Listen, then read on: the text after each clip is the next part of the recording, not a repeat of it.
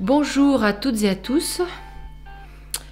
J'ai des choses à vous dire et je suis joyeuse. C'est bon signe. En fait, je suis même en pleine forme et j'ai envie de vous donner tout ce qui me vient en ce moment et qui est bon, qui fait du bien, qui est porteur d'espoir et qui redonne la foi. Alors, c'est pas la foi dans le nouveau, parce que le nouveau on le connaît pas, c'est la foi en nous. Et j'ai envie de vous expliquer deux, trois petites choses qui me sont venues entre hier et aujourd'hui, entre le zoom qu'on a fait par rapport au symbole, et puis tout ce qui se passe dans le monde. Que je ne nomme pas, toujours, je précise, je n'ai pas envie de nommer, car je ne veux pas que ça existe. C'est non. Donc, tous ces mots-là, je ne les nomme pas, ils n'existent pas. On peut en parler, on peut dire voilà, il se passe des choses, ça donne des symptômes dans le corps. Quand on nomme, on fait exister.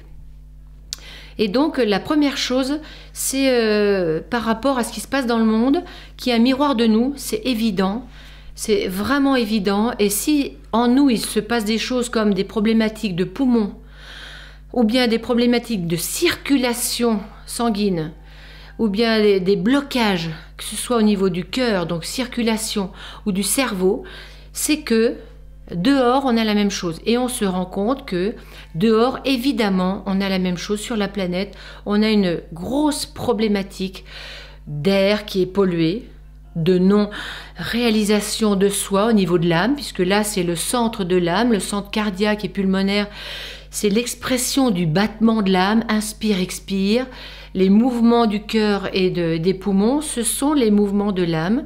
Quand l'âme part du corps, eh bien ces mouvements s'arrêtent. Donc c'est bien l'âme qui anime notre corps. Et donc ils sont touchés en ce moment, autant dedans, chez les personnes qui souffrent des problématiques de ce qui se passe depuis 1 an et demi, quelle qu'elle soit. Et donc d'un côté ou de l'autre, et donc il n'y a pas de différence, les humains sont tous touchés. Et donc là, je regardais ça au niveau planète, plus de circulation d'avions, par exemple, plus de circulation, on est confiné, donc tout s'arrête, c'est bloqué, et ça donne des déprimes qui vont même jusqu'au suicide pour certains, plus de travail, plus d'argent, donc c'est la même chose, ça empêche la circulation. Qu'est-ce qui fait ça? En fait, qu'est-ce qui fait ça? Ce qui m'est venu, j'en ai déjà parlé. Je pense sincèrement que nos problématiques de vie sont dues à la culpabilité. Notre âme arrive avec une charge de culpabilité qui lui donne des problématiques qu'elle vit sous forme d'épreuves et qu'elle doit résoudre pour dire oui à quelque chose à laquelle elle a dit non. C'est pas possible que je sois imparfait, c'est pas possible que j'ai vécu ça, que j'ai dit ça, que j'ai fait ça ou que j'ai subi ça. En fait, on dit non à tout. À tous ces événements qui sont un potentiel d'éveil. Pourquoi? Ce potentiel d'éveil, il est là. Chaque événement, chaque manifesté est créé par une information qui révèle quelque chose. Votre corps est créé par une information qui est reliée à votre âme et qui donne une forme spécifique. Personne n'a la même forme parce que nous avons des informations différentes.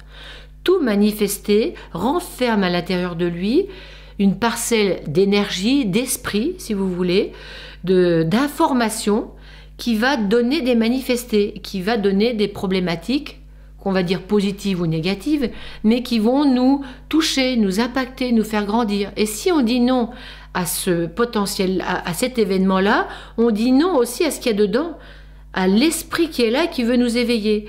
Et donc, si on se coupe de ça, qui s'appelle la culpabilité parce qu'on doit être conforme à quelque chose, eh bien, on rate cet enseignement-là. Et donc là, ça se passe de vie en vie, ce qui crée le karma, mais ce qui crée aussi ce qu'on voit, le karma instantané sur la planète. Nous nous sentons tellement coupables d'avoir créé ça à la planète. Le réchauffement climatique s'est répété depuis des années. Nous sommes fautifs, nous avons fait des fautes, nous devons réparer, nous allons en baver, on n'entend que ça. Donc la culpabilité est au summum. Et si elle est au summum, en fait, qu'est-ce qui se passe? On se sent tellement coupable.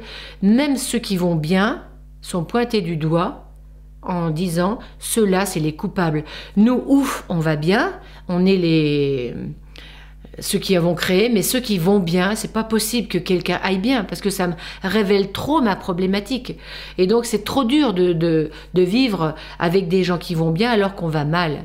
Vous le savez très bien, c'est très très difficile. La culpabilité prend une part énorme. Donc là, sur la planète, toutes les problématiques poumons de la planète, tous les gens qui subissent et qui en meurent parfois, toutes ces problématiques-là, avec ou sans quelque chose qui est mis dans le corps, en fait, c'est dû à la culpabilité. Nous sommes coupables et nous n'assumons pas nos expériences et ce que nous avons à transformer. Il est temps de dire oui à tout ce qu'on a vécu pour pouvoir en tirer le bénéfice et ne plus être comme des moutons à dire oui au sauveur. Nous sommes les sauveurs quand nous allons composter ces expériences et les transformer en conscience. J'ose le répéter car c'est la clé de ce qui se passe en ce moment. La clé, c'est vraiment ça. Après, il y a des solutions pour aider notre corps, mais la clé, c'est vous devez entrer dans la foi que la vie n'a pas de mauvaises intentions, la vie n'a que des intentions d'éveil. Nous-mêmes, nous bloquons ce processus en disant non. Nous disons non à tout, à notre terrain, d'incarnation, notre famille, les circonstances, le pays, etc. Je ne vais pas revenir dessus, mais c'est ça, notre sexe. On dit non à tout, surtout au sexe d'ailleurs, puisque c'est la base de la créativité, c'est la puissance. Si on dit non à ça, on reste des petits-enfants faibles et soumis. Donc là, la première chose, c'est regardons la culpabilité qui nous empêche d'assumer notre « j'ai envie de m'arrêter, j'ai envie de faire un autre métier, mais je peux pas, il ne faut pas, je ne dois pas ». Tous ces « je ne peux pas » qui nous bloquent. Oui, mais qu'est-ce que va dire ma femme? Qu'est-ce que vont penser de moi mes enfants ou ma famille si je change, si je sors du formatage socio-culturel, mais personnel? On peut accuser l'extérieur, mais on a adhéré à ça.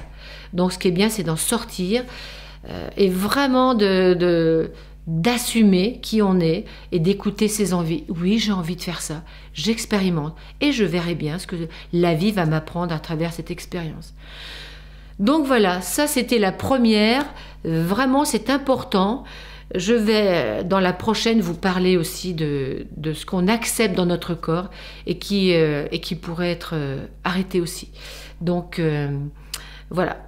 Donc regardez bien votre culpabilité, nommez vos envies, regardez tous les événements qui vous bloquent encore, vous vous êtes dissocié, je ne veux pas voir ça, je ne veux pas entendre ça, je suis mieux que ça. Mais non, vous n'êtes pas mieux que les autres, vous êtes des humains qui expérimentent, vos âmes dans votre corps expérimentent quelque chose et sont là pour grandir. Et on dit non aux expériences. Donc dites oui. On ne peut pas dire oui à tout, mais dites oui à ce que vous avez vécu. Vous êtes parfait avec vos expériences. Il faut juste prendre de la hauteur et mettre du sens. À vous de jouer et je vous embrasse.